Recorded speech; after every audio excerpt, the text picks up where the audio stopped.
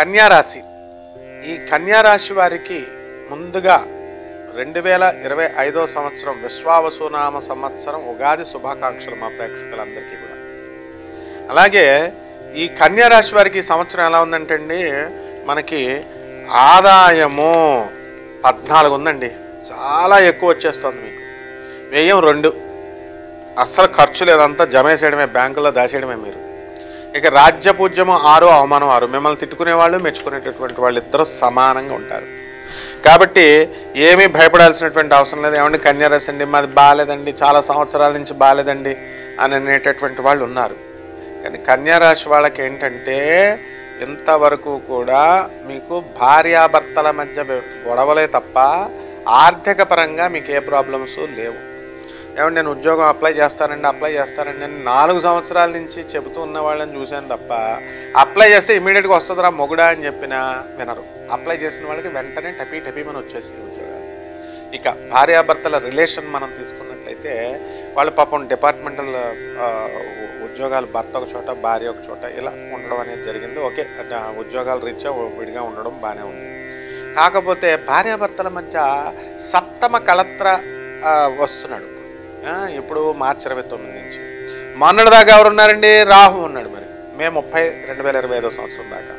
దానివల్ల ఏమవుతుందండి, చిన్న చిన్న వాటికి ఆర్గ్యుమెంట్స్ పెట్టుకొని ఒకే ఊర్లో ఉన్నా సరే భార్యాభర్తలతో వేరే వేరే ఇళ్లల్లో ఉండడం, ఒకే ఇంట్లో ఉన్నట్లయితే వేరే వేరే గదుల్లో ఉండడం, కాఫీ కావాలంటే మెసేజ్లు, ఫోన్లో మెసేజ్లు పంపించుకోవడం, ఈ రకంగా జీవన విధానం జరిగింది ఇప్పటి వరకు. ఇప్పుడు ఈ సంవత్సరం కాస్త మార్పు రావడానికి అవకాశాలు ఉన్నాయి. ఏకంగా ద్వేషం పెట్టేసుకోవడమే అన్నమాట భార్యాభర్తల మధ్య. ఎలాగా? ఎందుకని? సప్తమంలోకి శని వస్తున్నాడు మనకి. దానివల్ల ఏమవుతుందండి, సప్తమ కళత్రలో ఉన్నటువంటి సప్తమ శని ఏం చేస్తాడంటే కళత్ర పుత్ర శత్రుత్వ కారణాయ నమః అన్నాడు. గొడవలే పెట్టేసుకుంటాడట భర్తతో, భార్యతో, పిల్లలతో. కాబట్టి మీరేం చేయాలా, జీవిత భాగస్వాములతో అతి తక్కువగా మాట్లాడటం, అవసరమైన దాని వరకే మాట్లాడటం, వ్యాపార భాగస్వాములతో ప్రాక్టికల్గా అతి తక్కువగా మాట్లాడటం, ఇలాంటి జాగ్రత్తలు కనుక తీసుకుంటే మీరు దోషాల నుంచి తప్పించుకోవడానికి అవకాశాలు ఉంటాయి. మొట్టమొదటిది. ఇక వృత్తి, వ్యాపార, ఉద్యోగ విషయాల దగ్గరికి వచ్చేసరికి వీళ్ళకేం తిరుగులేదు. భాగ్యంలో ఉన్నటువంటి ఈ యొక్క గురుగ్రహము రాజ్యస్థితిగతుడవుతున్నాడు. డాంబికమైనటువంటి ఆచారాలు మీకు ఎక్కువ పెరిగిపోతే, చేసిన ఉద్యోగం కొంచెం అయితే అబ్బా నేను ఇంత కష్టపడ్డాను, అబ్బా నేను లేకపోతే ఆ కాలేజే లేదు అని ఇలా డాంబికాలు చెప్పుకుంటారనమాట. కాబట్టి స్ట్రిక్ట్. కానీ మీ యొక్క కెరీర్లో మాత్రము చక్కగా హార్డ్ వర్క్ చేస్తారు అండ్ యాజమాన్యాలు మిమ్మల్ని గుర్తిస్తాయి.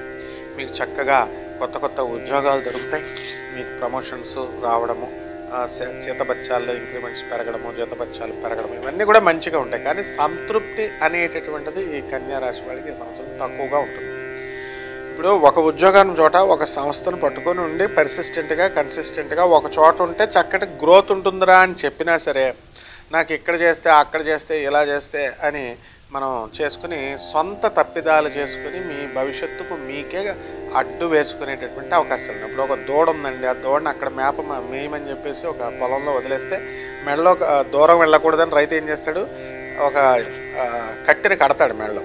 అదేం చేస్తుంది, అటు అటు తిరుగుతూ దాని కాళ్ళకి అదే వేసేసుకొని అడ్డు పెట్టేసుకొని కింద పడిపోతుంది ఏది తినకుండా. ఆ విధంగా కన్యా రాశి వాళ్ళు అయిపోవడానికి అవకాశాలు ఉంటాయి. కాబట్టి మీరు ఎట్టి పరిస్థితుల్లో కూడా 2 రకాల ఆలోచనలు వద్దు, సింగిల్ ఒకటే చేయండి, సక్సెస్ మాత్రం మీకు వస్తుంది.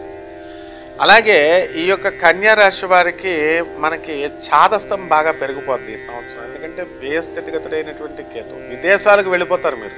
విదేశాల్లో ఉద్యోగాలు ట్రై చేసుకునేటటువంటి వాళ్ళు ట్రై చేసుకోండి. అలాగే ఈ చేసినటువంటి ప్రతి పనిని కూడా కరెక్ట్గా చేశానా, పర్ఫెక్ట్గా చేశానా లేదా అని ఇలా మీరు అనుకోవడంతోనే టైం వేస్ట్ చేసుకుంటారు. ఈ తప్పిదాలను మీరు జాగ్రత్తగా ఇచ్చేసుకోండి. అలాగే అనేక రకమైనటువంటి వ్యాపారాలు అనేక విధాలుగా మేము చేయాలి అనేటటువంటి ఆలోచన ఈ యొక్క కన్యా రాశి వారికి ముందుకు వెళుతూ ఉంటుంది. ఆలోచన విధానాల్లో మార్పు వస్తూ ఉంటుంది. కొత్త వ్యక్తులు మీకు పరిచయం అవుతారు. ఆ వ్యక్తులు మంచివాళ్ళ అండి చెడ్డవాళ్ళ అండి అని మీ విజ్ఞతను బట్టి మీరు ఇచ్చేసుకోవాలి. అలాగే షేర్స్, స్టాక్ ఎక్స్చేంజ్ల జోలికి వెళ్ళకండి. ఏమంటే ఎవరికో లక్షలు వచ్చేసినాయండి మాకు వచ్చేస్తాయని వస్తే ముందుగా వాళ్ళు ఇస్తారనమాట, తర్వాత మళ్ళీ దెబ్బతినేటటువంటి అవకాశాలు ఉన్నాయి. షేర్ బిజినెస్ స్ట్రక్చరే అదే అనమాట. సో ఎంత చెప్పినా సరే వినకపోతే ఇక మీ కర్మ. ఈ విధంగా ఈ యొక్క రియల్ ఎస్టేట్లో ఉన్నటువంటి వాళ్ళు ఉన్నారు. ఏమంటే నోటి దగ్గరికి వచ్చి ఆగిపోతుందండి అంటే మరి రేట్లు తక్కువగా ఉన్నప్పుడు ఎక్కువ చెప్పినప్పుడు లేదా మరి మాకు తెలియదా అప్పుడు, ఇంగిత జ్ఞానం లేదా అప్పుడు? కాబట్టి రియల్ ఎస్టేట్ వాళ్ళకి కాస్త లాస్ట్ ఇయర్ కంటే కొంచెం పెరగడానికి అవకాశాలు ఉన్నాయి. అలాగే ఫ్లాట్స్ కట్టామండి, ఎవరో కొనడం లేదండి అంటే మరి ఇప్పుడు ఆ కొనేటటువంటి సాఫ్ట్వేర్ వాళ్ళ దగ్గర డబ్బులు ఉండాలిగా. ఆల్రెడీ పీక్ స్టేజ్లో పెట్టేశారుగా. మీరు మధ్యతరగతి వాళ్ళకి అందరికీ కూడా దాటించేసి సాఫ్ట్వేర్ వాళ్ళ కొనిపడేయడం వల్ల మామూలు వాళ్ళకి ఇల్లు లేకుండా అయిపోయినాయిగా హైదరాబాద్ లాంటి మహానగరాల్లో. కాబట్టి దాని ఫలితం అనుభవించాల్సినటువంటి అవసరం మీకే ఉంది. కాబట్టి ఎట్టి పరిస్థితుల్లో కూడా కన్యారాశి వాళ్ళు కట్టినటువంటి ఫ్లాట్స్ మీరు రేట్లు తగ్గిస్తేనే కొంటారు జనం, లేకపోతే అలాగే ఉండిపోతాయి. కాబట్టి ఆ దిశగా మీరు ఆలోచించండి, నష్టాల నుంచి బయటకు వచ్చండి. మేము వడ్డీకి తెచ్చుకున్నామండి అంటే ఎవరికి కావాలా? వడ్డీకి తెచ్చుకునే తగ్గించావు. ఈ విధంగా చేస్తే మీకు వ్యాపారం ముందుకెళ్తుంది. అలాగే ఈ కన్యారాశి వాళ్ళు చక్కగా విద్యార్థులు ఉన్నారండి, ఆని ముచ్చాలండి, తెగ చదివి పడేస్తారనమాట. వద్దంటే ఆడుకోరా అంటే తెగ చదువుతానంటాడు. సరస్వతీదేవి పూనకాలం వచ్చినట్టు చదువుతారు. ఈ విద్యార్థులందరికీ కూడా చక్కగా విదేశాల్లో మీరు కోరుకున్న విశ్వవిద్యాలయంలో కోరుకున్న కోర్సుల్లో సీట్లు వచ్చేయడానికి అవకాశాలు ఉన్నాయి. జాగ్రత్తగా చేసుకోండి ఆయన.